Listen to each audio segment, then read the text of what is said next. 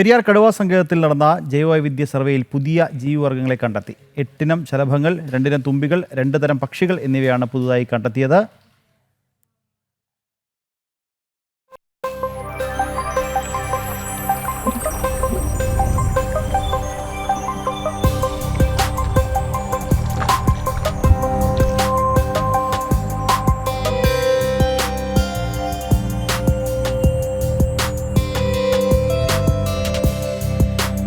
September 11 മുതൽ 14 വരെയാണ് പെരിയാർ കടുവാ സങ്കേതത്തിനുള്ളിൽ ജൈവവൈവിധ്യ സർവേ നടന്നത്.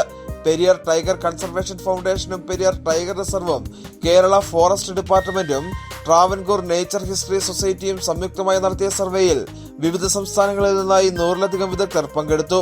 വിവിധ സംഘങ്ങളായി നടത്തിയ സർവേയിലാകെ 207 ശലഭങ്ങളെ കണ്ടെത്തി. ഇതിൽ 8 എണ്ണം ആദ്യമായി പെരിയാറിൽ കണ്ടെത്തിയവയാണ്.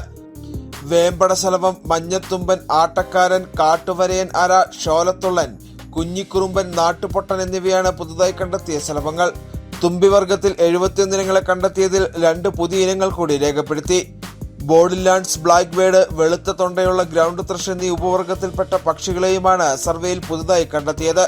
പെരിയാർ ടൈഗർ കൺസർവേഷൻ ഫൗണ്ടേഷൻ ബയോളജിസ്റ്റുമാരായ ആൽബി ജെ മറ്റത്തിൽ, Ramesh Babu, GIS specialist Veeramani S, nature education officer Sethu Parvathy എന്നിവരുടെ നേതൃത്വത്തിലാണ് സർവേ നടപടികൾ പൂർത്തീകരിച്ചത്. ജനം, ഇടുക്കി.